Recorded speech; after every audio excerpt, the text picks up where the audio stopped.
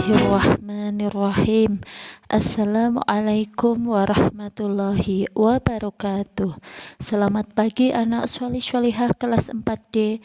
Bertemu kembali di rumah belajar online kelas 4D Min 1 Kebumen. Kelasnya anak-anak hebat, berprestasi dan berkarakter. Bagaimana kabar kalian semua? Sehat? Alhamdulillah. Semoga kita semua dalam keadaan sehat, sehingga pada kesempatan hari ini kita dapat melaksanakan pembelajaran jarak jauh online dengan semangat, lancar, dan sukses. Amin. Mari anak-anak, sebelum mulai belajar kita berdoa terlebih dahulu. Bismillahirrahmanirrahim. Raditu billahi rabba wa bil islami dina wa bi muhammadin nabiyya wa rasula rabbi sidni ilma warzuqni fahma amin. Pada kesempatan hari ini kita akan belajar tematik. Tema 1, subtema 2, pembelajaran 3. Muatan pelajaran ilmu pengetahuan alam dan bahasa Indonesia. Kita akan belajar pendengaran manusia dan diagram gagasan pokok serta gagasan pendukung dalam bentuk diagram. Nah, setelah pembelajaran ini diharapkan nanti anak-anak dapat menjelaskan fungsi sifat bunyi telinga sebagai alat pendengaran dengan lengkap.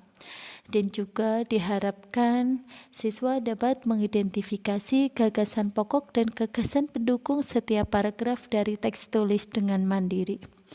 Baik anak-anak, yang pertama kita akan belajar pendengaran manusia.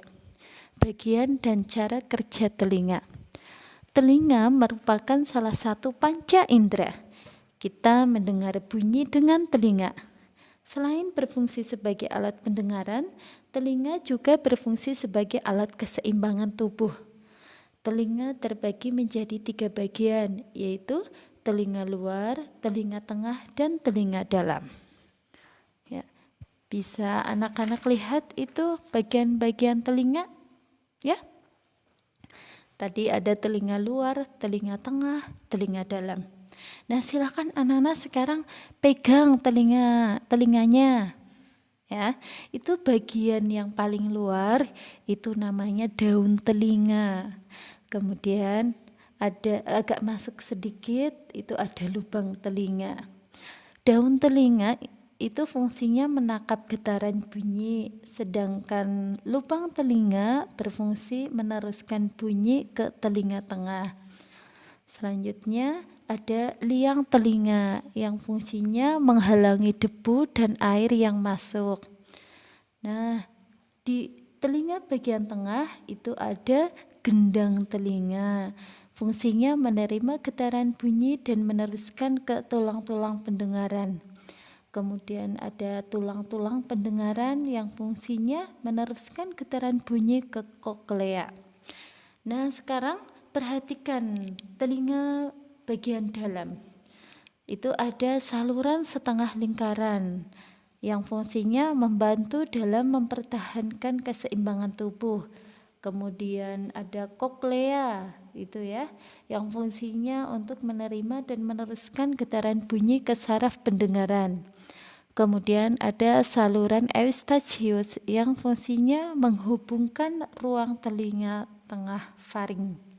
Ya, baik anak-anak. Silakan amati ya, bagaimana kalian paham tentang bagian-bagian telinga?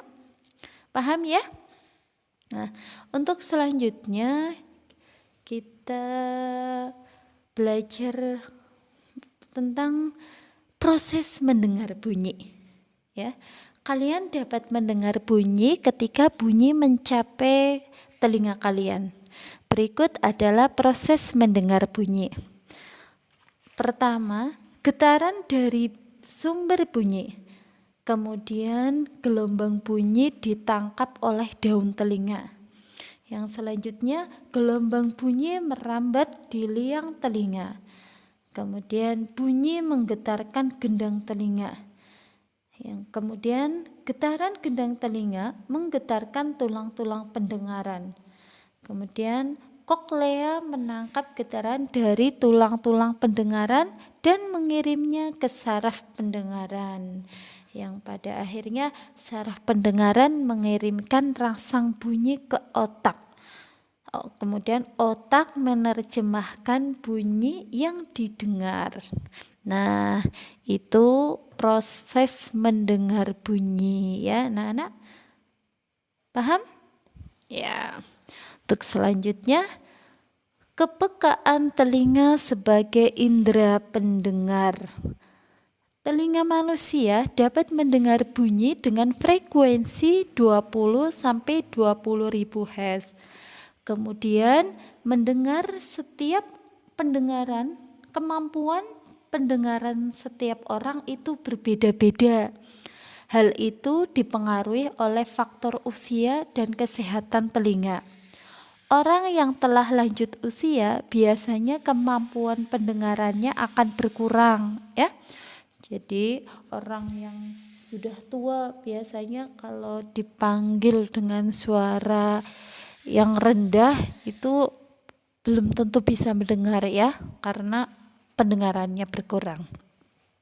Nah, ada orang yang dapat mendengar bunyi lemah pelan dan ada orang yang dapat mendengar bunyi kuat atau keras ya.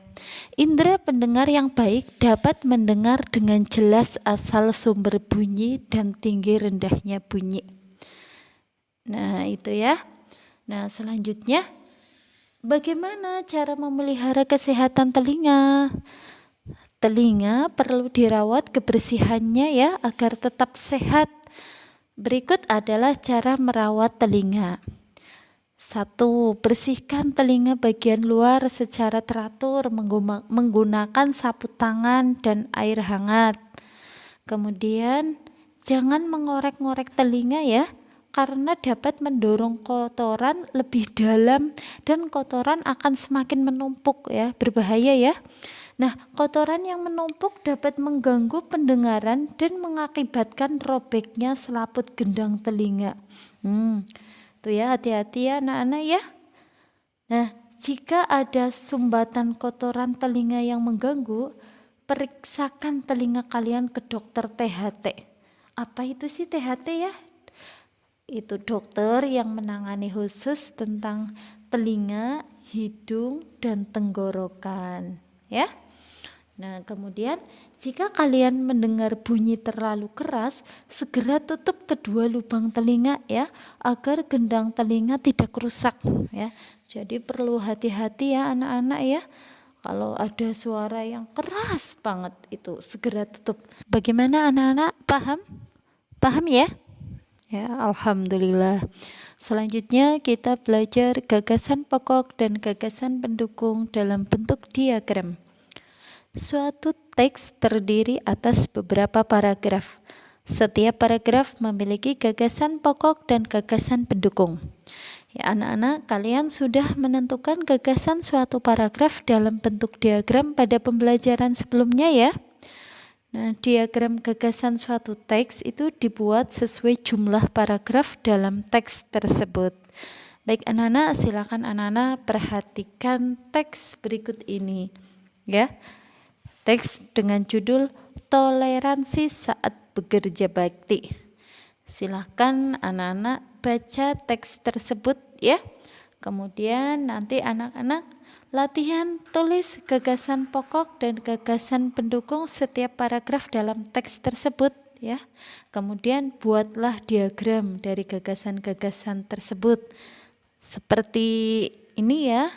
Nih, misal paragraf 1, gagasan pokoknya apa, kemudian gagasan pendukungnya apa ya, dan selanjutnya gagasan pendukung, gagasan pendukung ya. Kemudian paragraf kedua, gagasan pokoknya apa, kemudian terdiri dari gagasan pendukung dan seterusnya. Yang selanjutnya di paragraf 3 gagasan pokoknya apa, kemudian gagasan pendukungnya apa, ya. Ya, bisa ya anak-anak? Bisa menentukan gagasan pokok dan gagasan pendukungnya? Ya, nanti kalian gunakan diagram-diagram itu ya. Ya, baik anak-anak, paham ya? Baik. Kita membaca tahmid bersama-sama. Alhamdulillahirabbil alamin. Terima kasih anak-anak atas perhatiannya, dan kepada Bapak Ibu terima kasih telah mendampingi dan membantu putra-putri dalam belajar. Banyak kekurangan Bu Guru mohon maaf. Sekian. Wassalamualaikum warahmatullahi wabarakatuh. Sampai jumpa besok.